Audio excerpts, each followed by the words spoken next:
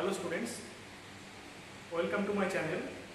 Today we will be discussing a very important topic of class 11, the valence bond approach of bonding. Valence bond theory. Okay. So, and you know that this theory was proposed by scientist Linus Pauling. And there are some basic postulates of valence bond theory. It said that participating atoms do not lose their identity when they form a molecule.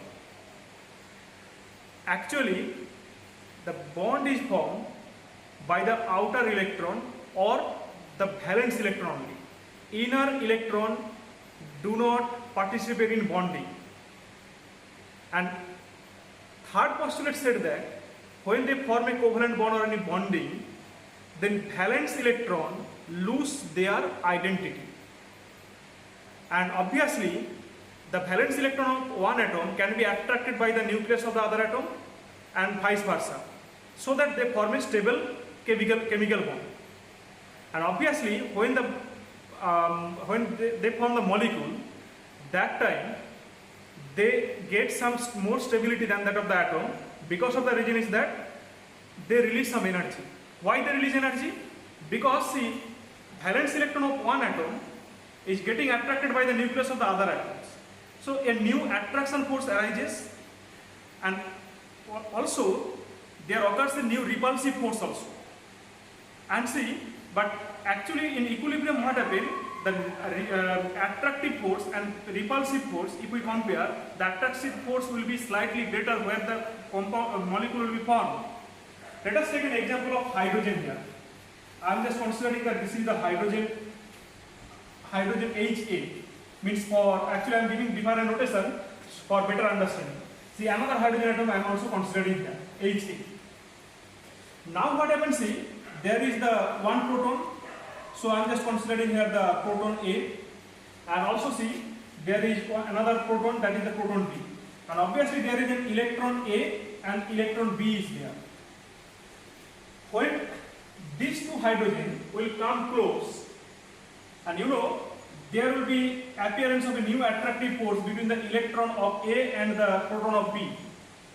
And obviously, electron of B will be attracted by the proton of A. That means how many attractive force occurs here? Two new attractive force arises. Attractive force arises here. And then if we consider here, when their molecules are coming close to each other, the nucleus being the positive charge, bearing the positive charge, so this positive charge and positive charge will repel each other. See, that means a new repulsive force between the between these two proton of nucleus will be arises. And obviously, another new repulsive force between these two electrons will be arises. Now see, that means how many total new repulsive force arises? Two new repulsive force arises. So what will happen here? See, when these two hydrogen molecules come close, the electron of one hydrogen will be attracted by the nucleus of the other hydrogen because that carries the positive charge. And obviously, the electron of the other hydrogen atom will be attracted by this hydrogen atom, means two new attractive force arises.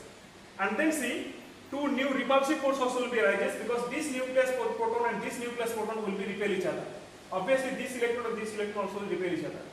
But if we consider in equilibrium, the magnitude of attractive forces will be more than that of the repulsive forces. As the magnitude of attractive forces actually become more than repulsive forces, so it forms a stable hydrogen molecule. Now, if we consider here, that is the valence bond approach. See, the outer electron only take part in bonding. Obviously, atoms do not lose their identity, and also see, they get stability as they release some energy. Now, so on the basis of the valence bond theory, I will now explain here why helium do not form the He2 molecule. He2 molecule means helium do not form this type of molecule. Why? Let us consider here helium atom. This is one of the helium atom, and this is another helium atom. Okay, and I'm just considering here helium contain how many proton? 2 proton. And let us consider this is the proton A, and this is electron A, and this is electron A. 2 electrons are also there, 2 protons are also there. Okay, and also see the helium, I'm just considering this is the B, proton B for better understanding, and electron B. Now, when these 2 helium atoms will come close to each other, there will be an attractive force between this proton A and electron B. And obviously another attraction force also will be arises, proton A and electron B, between electron B. Then again see, this electron will be attracted by this proton, and this electron also will be attracted by this proton. So total how many attractive forces arises? 4 new attractive forces. Okay, 4 new attractive forces will be arises. Then how many repulsive forces will arise here? Between this electron A and electron B, and obviously between this electron B and electron A, obviously here electron A and electron B, total force, and between this electron A and electron B, total 4, and obviously with the proton and proton, 5 repulsive forces. So here you see that as the number of repulsive force is more than that of the number of attractive force, so obviously the molecule atom will be stay away from each other, and they do not form the molecule like helium.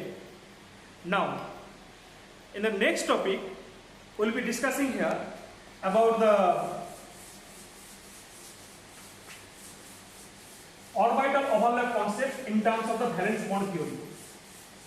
I have said that when the atom forms the molecule, their atomic orbital undergo overlap. Overlap may be of different types. Depending on the types of overlap, there are formation of the different type of bonds. And some cases it forms a sigma bond, some cases it forms a pi bond. You know that S orbital, it has a spherical in shape. And see, when the 2 S orbital will overlap with each other, they will occupy a maximum surface area, and they will form a strong bond. And this bond is known as the sigma bond. So when sigma bond will be formed? If the overlap between the 2 S orbital takes place, then they will occupy maximum surface area, and they will mark actually maximum surface area, and they will form a strong bond that is known as the sigma bond. So sigma bond will be formed when SS overlap will be taking place. Again see, when the one S orbital and another P orbital will overlap, means that is known as the sp overlap. So then also sigma bond will be formed. But when see the 2p orbital will be overlapped, there is a probability that it can overlap in 2 ways. And you know that the p orbital shape is dumbbell shape. So these 2p orbital, they can undergo a head-on overlap like this. And as see, when they will undergo a head-on overlap, they will occupy a maximum surface area, and it will form a sigma bond. Again, another see, p orbital can undergo a sidewise overlap like this. Sidewise overlap like this. And when they undergo a sidewise overlap like this, the surface area occupied is very little or minimum, and that's why they will form a pi bond here.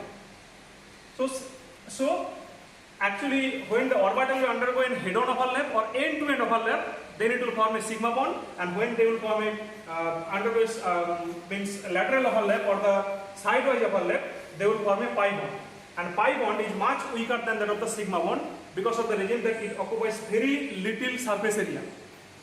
Now, in this video, one more topic I will be discussing here, that is the hybridization.